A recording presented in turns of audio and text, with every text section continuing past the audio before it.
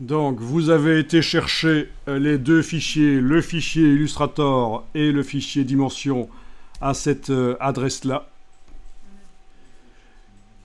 Et je vais ouvrir le fichier Dimension.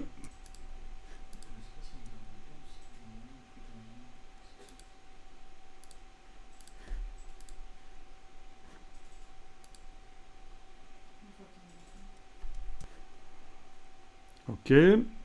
Touche F, bien.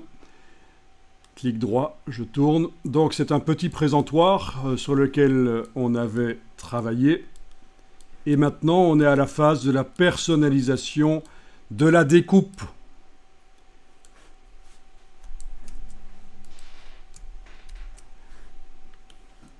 C'est-à-dire qu'il va falloir mettre 3 carrés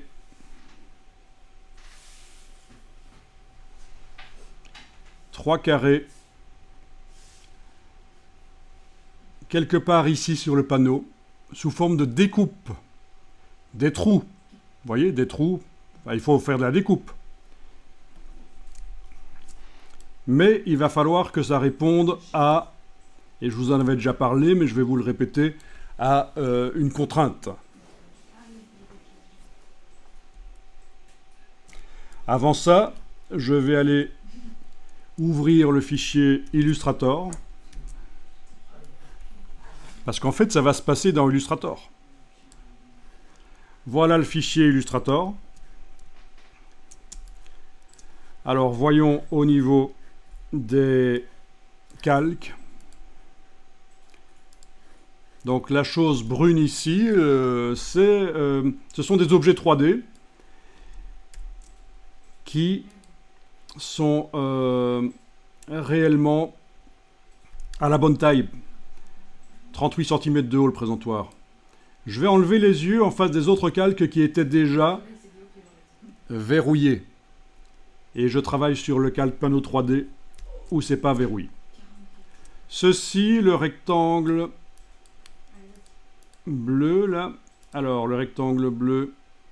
Ah, il est verrouillé. Si j'ouvre le calque panneau 3D, je vois qu'il est verrouillé. Je vais le déverrouiller et le supprimer.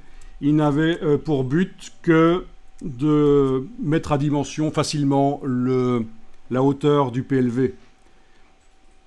Bon, le rectangle avait 38 cm de haut et puis on a agrandi tous les panneaux 3D là, du PLV de manière à ce que le panneau ici fasse 38 cm de haut.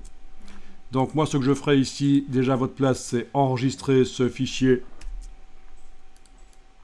Voilà, je vais l'appeler numéro 12. Puisqu'on était au 11, toute la partie création d'après photo, je vous rappelle, d'après une photo assez pourrie, c'est ça qui a été fait. Hein, si je réaffiche uniquement la photo, voilà la photo qui était livrée. C'était la seule version qu'on avait de cette forme à découpe. On l'a vectorisé pour quand même aller un peu plus vite que de la redessiner à la plume. Ceci dit, on aurait pu tout redessiner à la plume, c'est pas très difficile.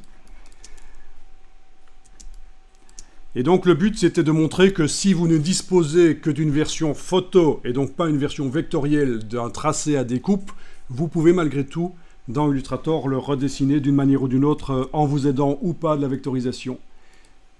Voilà.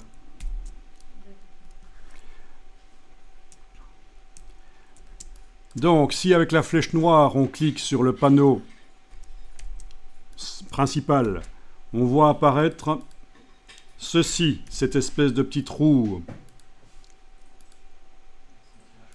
Si vous appuyez et vous bougez, ça bouge le panneau en fait. Hein. Il est en 3D.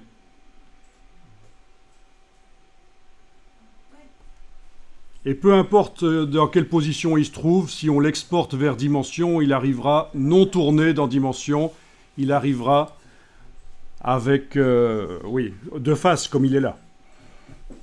Comme il est en réalité. Vous voyez, le tracé qui génère ce panneau 3D, lui, il ne bouge pas. Ça, c'est caractéristique parce que c'est un effet spécial, la 3D. Dans menu fenêtre, aspect, on voit que on a sur le tracé là, on a un effet 3D et matière.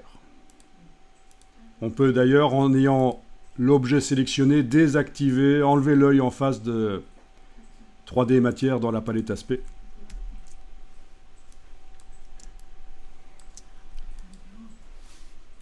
L'exportation vers Adobe Dimension des objets 3D, l'exportation, on l'avait faite par le panneau exportation de fichiers et ça avait été fait en format USDA. Mais ça n'est disponible que quand je réaffiche l'effet spécial 3D. Sinon, l'exportation 3D n'est pas disponible. Donc on a le GLTF, on l'a utilisé précédemment. Format avec le maillage 3D et la texture dans le même fichier. USDA, c'est le même principe. OBJ, les textures seront dans un dossier à côté du maillage. Ça peut être intéressant. C'est un très vieux format des années 80, alias Wavefront, un des premiers logiciels 3D. Voilà.